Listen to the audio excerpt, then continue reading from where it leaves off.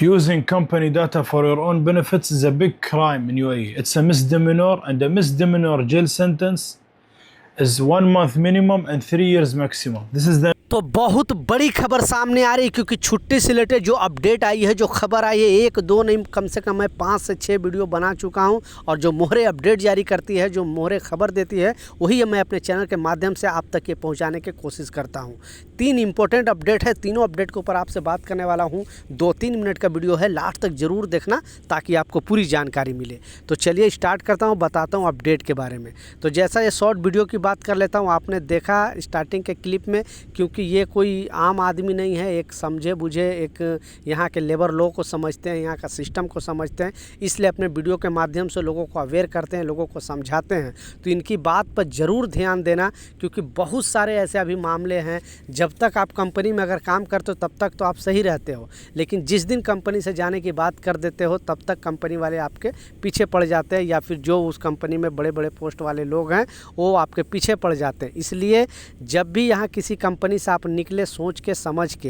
हो क्या रहा है कि एक नियम है यूएई के अंदर, यूएई लेबर लॉ में भी ये लिखा हुआ है कि अगर आप किसी कंपनी में काम कर रहे हो और उसका डेटा विदाउट कहे पूछे, उनके मर्ज़ी से आप लिख कर देते हो, यानी उनका क्लाइंट कहाँ से आ रहा है, उनका काम किस साइड पे चल रहा है, या फिर उनका काम, ये जो काम है वो वही कहाँ पे हो रहा है, सारे चीज़ माने अंदरूनी कुछ अभी जानकारी अगर लिख कर देते हो, या फिर उनके ऑफिस में या जो भी वर्कशॉप वगैरह में जाकर वीडियो वगैरह शूट कर लेते हो, बना लेते हो, कोई भी सोशल मीडिया पे डाल देते हो, तो उस कंडीशन में कंपनी इस पर वॉच करते रहती है, देखते रहती है कि ये श्रमिक अगर इस तरह का गलती किया है तो उसको फंसाया जाए। क्योंकि इस अपडेट में जो बताया जा रहा है, आपने देखा कि मिनिमम 1 मंथ यानी कम से कम 1 महीने का जेल होगा, और ज़्यादा से ज़्यादा 3 साल की जेल की सज़ा हो सकती है। तो प्लीज़ किसी भी कंपनी में काम कर रहे हो, अब छोटे से छोटी कंपनी, बड़ी से बड़ी कंपनी में काम कर रहे हो, तो इस बात का लाजिम ख्याल रखें, पर्सनल डेटा उसका लीक नहीं करना।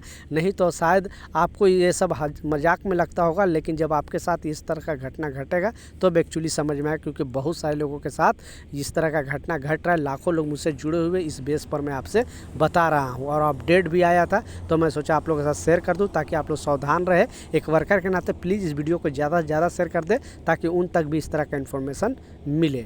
दूसरा जो इम्पोर्टेंट अपडेट है, छुट्टी से रिलेटेड अपडेट आ रहा है, और इस अपडेट में जो बताया जा रहा है कि मान ली किसी कंपनी से, 3 दिन पहले भी मैं वीडियो बनाकर लोगों को बताया था, लेकिन लोग इस पर, क्योंकि बहुत सारे लोगों को बेसिकली यूपी और बिहार के लोगों को वीज़ा रिजेक्ट किया जा रहा है, यानी उनका जो वीज़ा है वो रिजेक्ट कर दिया जा रहा है। कारण एक ही बताया जा रहा है, क्योंकि जब यहाँ से यूएई से जब वो जा रहे हैं तो रूल को समझ नहीं पाए, और विदाउट रूल समझे वो चले गए घर, और घर से जब वीज़ा अप्लाई कर रहे हैं, वर्क वीज़ा अप्लाई कर रहे हैं, तो उनका वीज़ा रिजेक्ट कर दिया जा रहा है।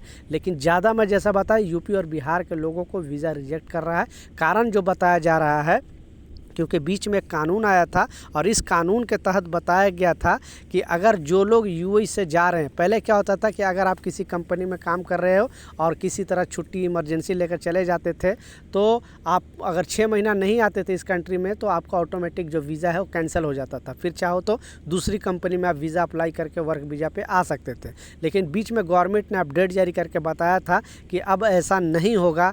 आप अगर यहाँ से बिना वीज़ा कैंसिल कराए अपने कंट्री वापस जाते हो, तो आपका जो वीज़ा हो एक्टिव दिखाएगा। फिर दूसरी कंपनी में वर्क वीज़ा अप्लाई करोगे तो आपका वीज़ा है वो रिजेक्ट कर दिया जाएगा, क्योंकि पहले वाला जो वर्क वीज़ा है वो एक्टिव दिखा रहा है। क्योंकि बहुत सारे, जैसा बताया जा रहा है इस खबर में, कि बहुत सारे यूपी और बिहार के लोग यहाँ से ऐसे ही बहाना बनाकर चले जाते हैं छुट्टी के लिए, और फिर वो वापस आते नहीं है। फिर 1 साल 2 साल के बाद चाहते हैं कि हम यूएई के अंदर आ जाए, दुबई के अंदर आ जाए, तो उनका वीज़ा रिजेक्ट हो जा रहा है। कारण यही है, यूपी और बिहार के लोगों को वीज़ा रिजेक्ट किया जा रहा है बेसिकली, और दूसरा कोई कारण नहीं है।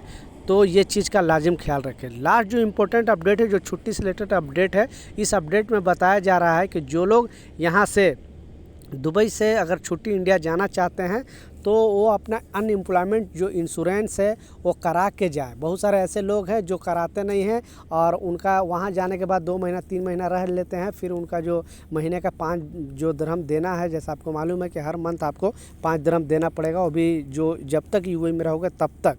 या तो आप 1 साल के एक बार करा ले या तो 2 साल के एक बार करा ले। अगर मंथली बेसिस पे कराए हो तो फिर आप छुट्टी जा रहे हो तो उससे पहले अपने पैसे जो है वो पे करके जाना, नहीं तो फिर आप पर जुर्माना लग सकता है, 400 दिरहम जुर्माना भी लग सकता है।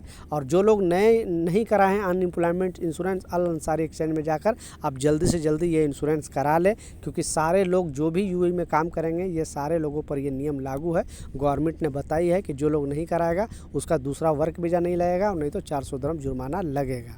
तो ये कुछ अपडेट था।